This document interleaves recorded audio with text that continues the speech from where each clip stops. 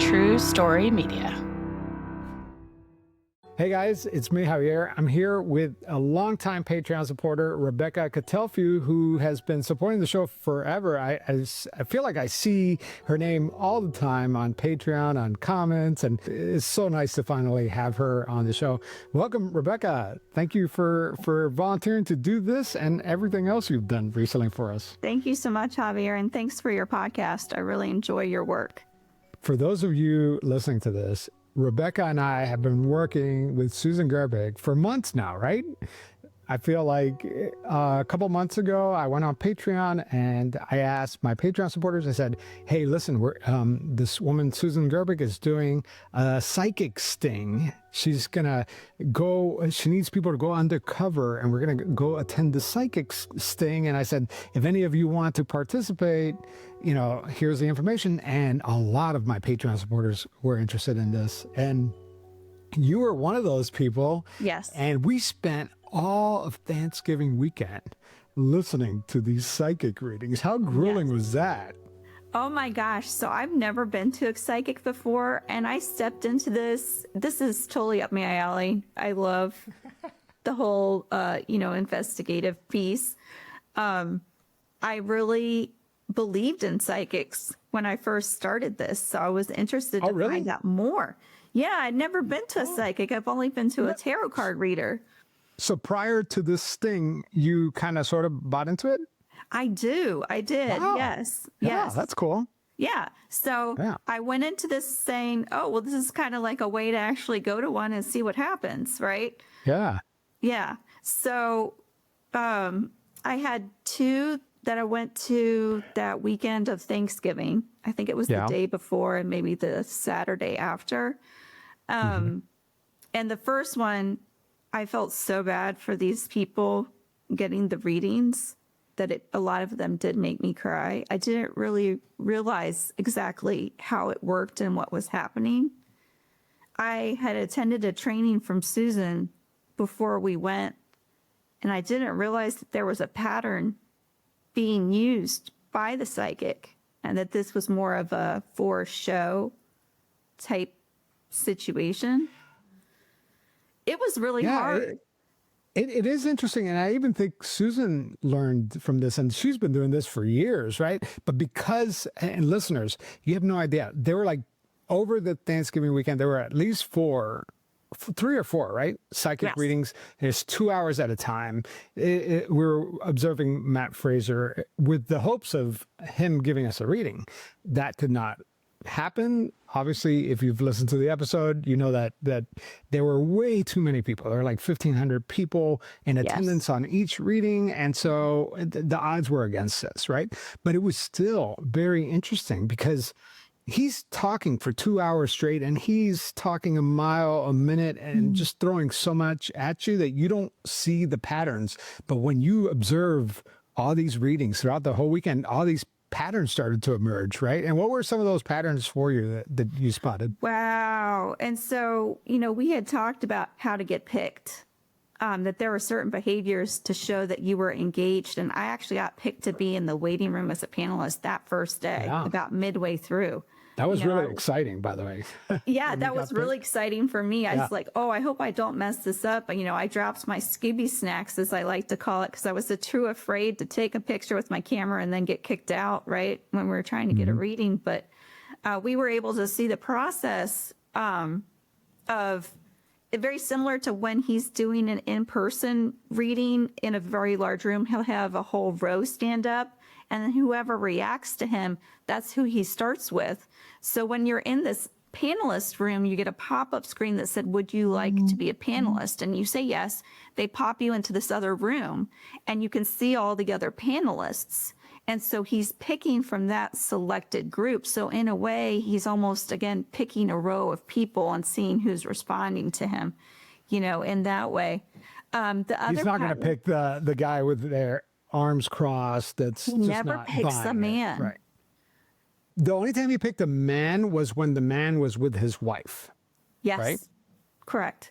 Another pattern that we picked up on is, based on the age of the person that was the sitter or the person receiving the reading. I didn't know they were called sitters until I did this. He would go one of three directions. And very much, as you were saying in the podcast, it's a decisioning tree. If this, then that, right? Yep. So it was either you go with a grandparent, a parent, or a mystery, right? And a mystery, and I did not explain that in the episode, but a mystery could be anything, right? It could be like an overdose or suicide. Like, what other mysteries did you observe? So it could be a overdose, a medical trauma, an accident. His favorite one to throw out there, I hate saying this out loud, but is that dead baby bomb that he'll start with. The real shocking things. Sometimes he'll start out with who died of the diabetes, and he'll start that way, or he'll say, who was the alcoholic. Right. So those would be he would be starting with a mystery, or who lost the child. When I listened to the episode, I was like, I didn't really explain that, but it is true. Like, it's a mystery, a parent, or what was it? A grandparent, a child, or a grandparent. Yeah. And so what was really, really interesting was how he would use this phrase, because it didn't pop up to me until I was editing the episodes and watching all these readings over again. Sure. Because I watched them on Thanksgiving weekend, and then I had to rewatch them to do the episodes. Me too. And it was this phrase of, who is this to you? Or who is that to you? Yes. That phrase, right? And what does that phrase do, right? Like, it really is putting the onus and the mental stress on the sitter to complete that mental loop for him, right? So they're the ones connecting the dots for him. And that's a way of him getting the sitter to feed him more information. To me, it seems like cheating, right? Because Oh, absolutely. obviously he should know what the spirit is about the spirit's about to spill their guts, right? And like, Yes. how could he not say, hey, there's a blonde woman, elderly woman here, at least describe her. But he says, who is that to you? So that you say, oh, it's my dead uncle. And oh, okay, well, now he knows it's a dead uncle. And then now we start the decision tree, Yes. and it seems so obvious when you dissect it. Because he talks so fast. Yeah. And it's hard when he's speaking so fast. There's a couple different techniques like that he does use. He'll make that very generalized kind of Barnum overreaching statement of, does that make sense to you? Wanting Right. you to connect the dots. That's the Marco Polo part of it. Marco Polo, exactly. Yeah, Marco Polo. He'll do the, wait, the soul, there's static electricity. There's too much coming in. I'm getting clogged. Wait a second. Let me have him take me through his passing. Wait, let me ask some of these souls to step away so I get a clearer image, a clearer picture. Or all this soul recently passed, so the communication isn't coming in clearly. To me, I call those stop statements. Those are when he realizes he's not getting hits and getting those people to react and respond. Right. And he's trying to decide on that tree, where do I go next? Right. And sometimes the decision tree just does not work for him, and he has to bail out of these conversations.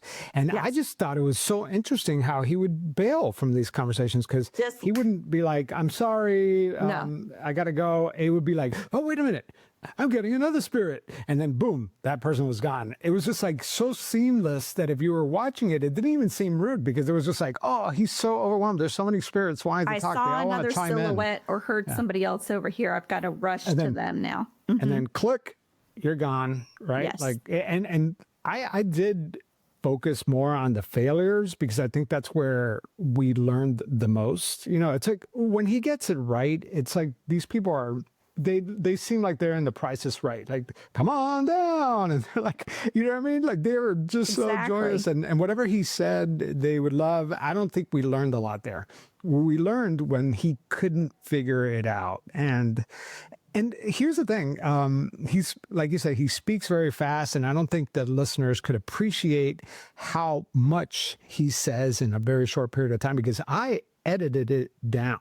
Okay. We didn't Right. have the time in the podcast to actually listen to an entire reading.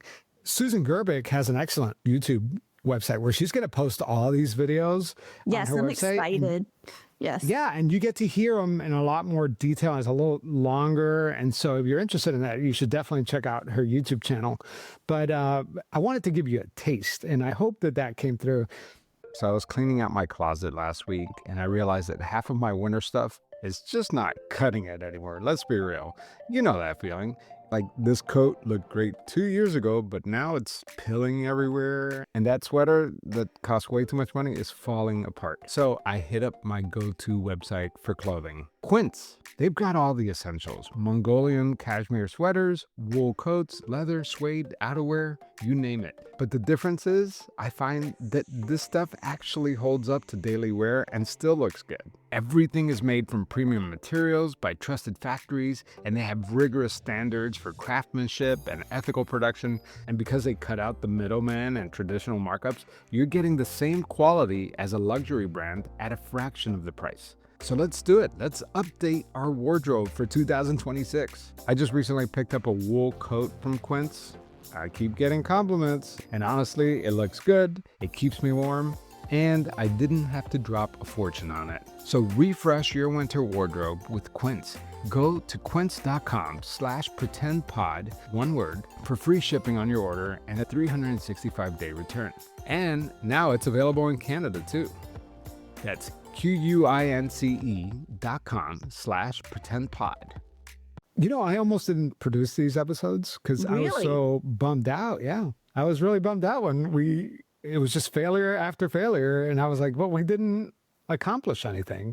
But then after some time, I thought, I still think this is worthwhile. We learned a lot. We did learn a lot. You know, we learned how it's a production. He has a production team. He even said it in one of the shows.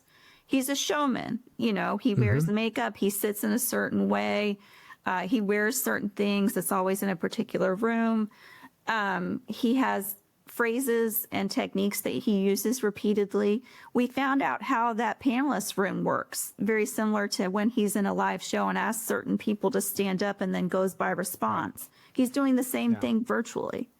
And we found out that he's making a killing. Yeah, that was the big revelation. I remember our Zoom catch up right after we found out how many people were actually at the viewings. Yeah. It was like the wind was out of our sails a little bit because we realized we did not have enough people. Yeah. Even though There's we had no been way. hitting the waiting room, that there was just no way that we were going to get. I mean, we still persisted after that and tried. But there was just such a small chance we would actually get a reading from him. So I know you've been going back and watching some of these readings, Yes. and dissecting them and analyzing them further. Susan was telling me that you found a reading where it was like he has some sort of rule that he cannot read the recently deceased or something like that, but then you caught him in the... Dissected that one for that YouTube channel. And it was actually, so there was some controversy about that one because the couple, it's a mother and a daughter. Yeah. And Matt says, did you lose your son? Tell me about that. And she said it was recently. And he had said, well, you know, they didn't hear that part till midway through because the soul was very clear. You know, I was murdered. I was involved in these crimes, and this is all coming out. He had died 2 months before. So usually when you're in a reading with him, he'll ask how recent they're departed from the physical world. And if it's within, we decided it's within like 3 or 4 years, he'll call that soul newly departed. And that there is actually a list of things that they need to do to be quote unquote settled on the other side. I personally want to know what that list is, but that's a whole nother conversation. But he uses that as an excuse for almost static electricity, not being able to have that clear reading, and for that the soul is not able to communicate clearly and it's not able to connect.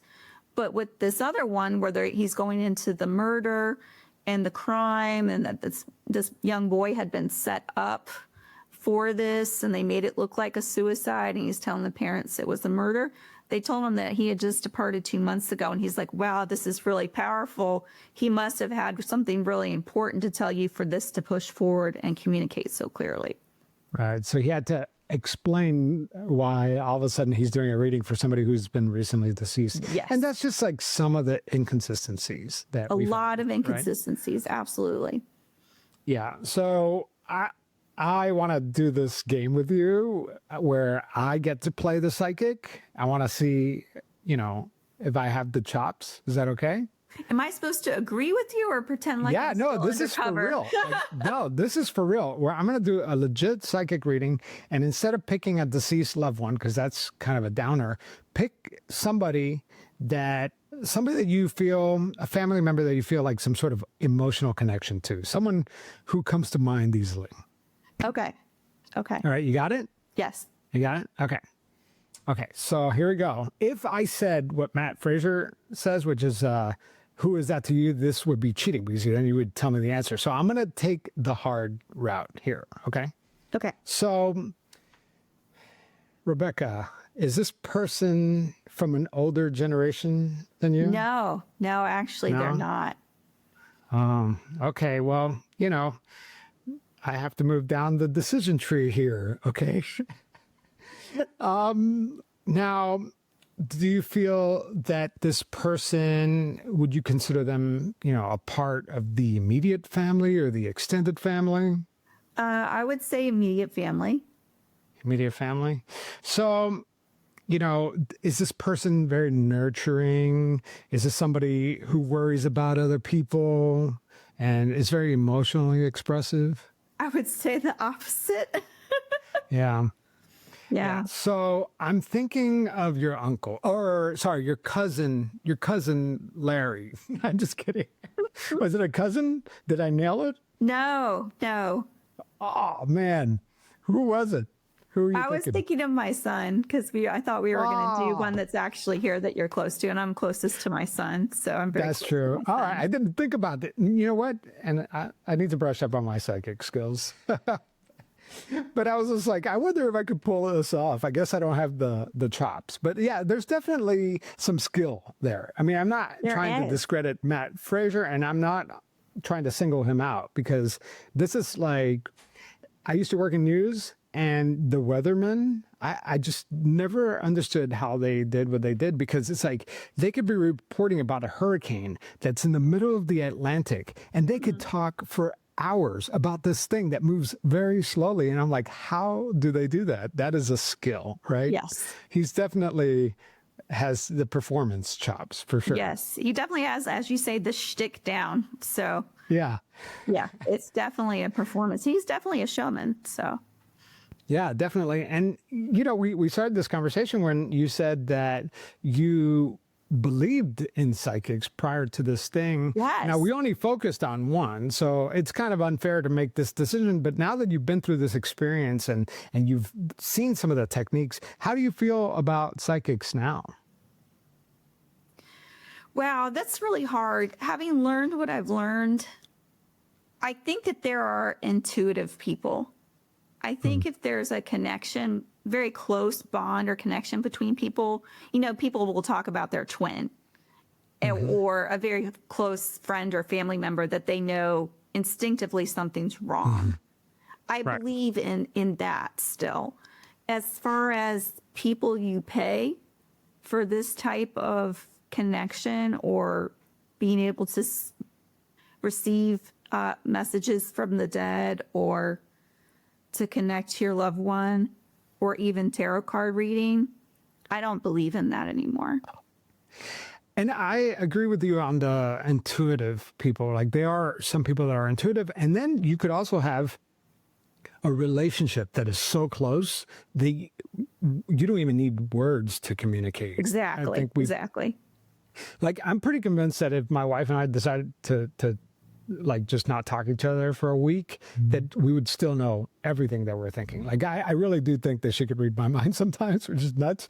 And I feel like I could read her mind as well. And, you know, and I do feel bad about doing series like this because I know that for some people it does bring comfort knowing that there's a way to keep in touch with a deceased loved one.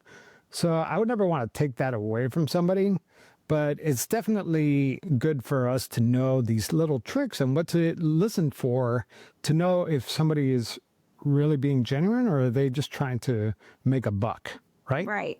So I was thinking when I went into this, I said, oh, this will be fun. I've never been to one of these before. What if I actually get a real reading?